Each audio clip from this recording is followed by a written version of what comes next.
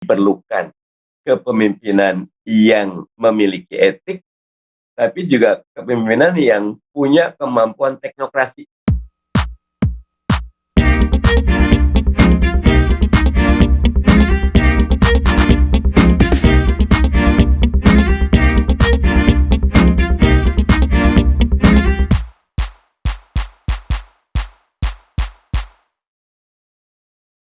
Selamat malam dan salam sejahtera untuk kita semua. Bahagia sekali malam ini topik kita mencoba untuk melihat Indonesia dalam perspektif yang lebih argumentatif, proposal ekonomi politik Indonesia maju.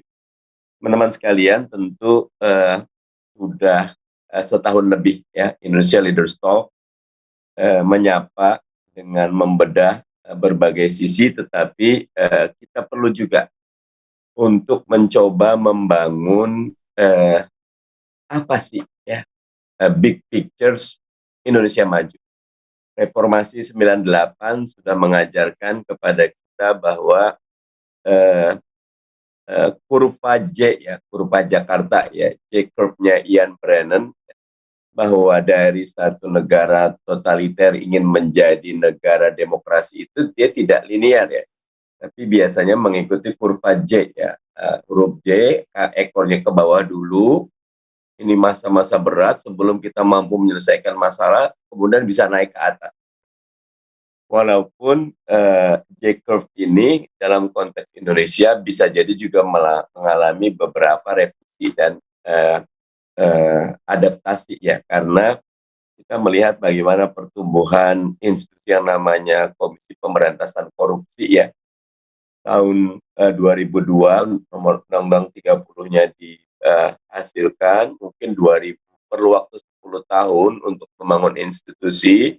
2012 kita baru mulai melihat bagaimana dia mulai growing up, dicintai, tetapi di hampir 2021 kita punya cerita sedih ya, bagaimana pemecatan 57 para pejuangnya, dan sehingga sekarang banyak sekali catatan, menjadi sebuah noktah yang tidak boleh kita lupakan, betapa selalu ada fight back ya, selalu ada perlawanan balik dari para mafia, para oligark, mereka-mereka yang tetap ingin mengangkangi Indonesia untuk tidak terwujud keadilan sosial, untuk tidak terwujud ekonomi konstitusional, nanti Prof. Antoni akan lebih detail, untuk tidak terwujud politik yang for the sake of the people ya, untuk kelompok masyarakat. Nah, karena itu secara umum tentu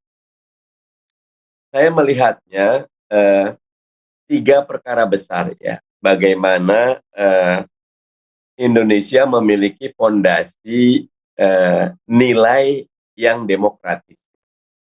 Demokrasi adalah jalan yang sudah kita pilih, kekuasaan ada di tangan rakyat, tidak ada cerita 3 periode ya, tidak ada cerita perpanjangan tangan, perpanjangan masa jabatan, tapi rakyat. Tentu demokrasi yang kita harapkan demokrasi yang membawa kestabilan, membawa merit system, membawa peningkatan kesejahteraan bagi masyarakat Indonesia.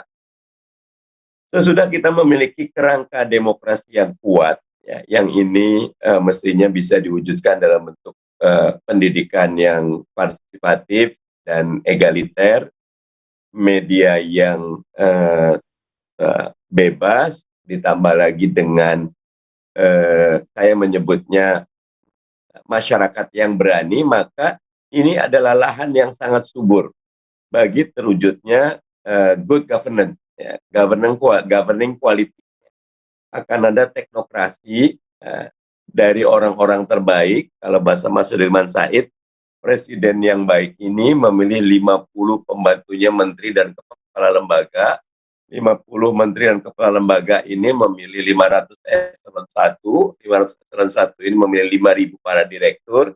Dirjen direktur, orkestrasi jalan dengan baik. Ini dilakukan dengan teknokrasi yang baik, ya, sehingga bagaimana pendidikan berkualitas, inklusif, yang terjangkau bisa dicapai, bagaimana kesehatan dengan kualitas pelayanan terbaik tetapi efisien dan tidak ada korupsinya, ya, dan betul-betul mampu menjangkau masyarakat, ya, bagaimana UMKM kita, bagaimana difabel kita, bagaimana para pekerja seni dan budaya kita betul-betul merasakan kehadiran negara. Nah, teknokrasi yang baik ini tentu ditutup dengan kerangka yang ketiga, Bang Haldi.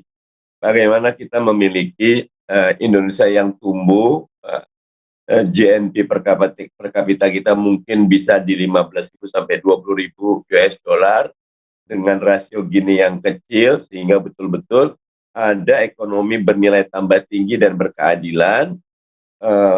Sustainable Development Goal kita yang ramah nilai, ramah lingkungan tetap terwujud, dan ujung akhirnya kita memiliki kualitas sumber daya manusia terbaik yang siap untuk mewujudkan wa ma arsalnaka ila rahmatan lil alamin. Indonesia itu adalah negara besar yang membawa kebaikan, kontribusi positif bagi masyarakat.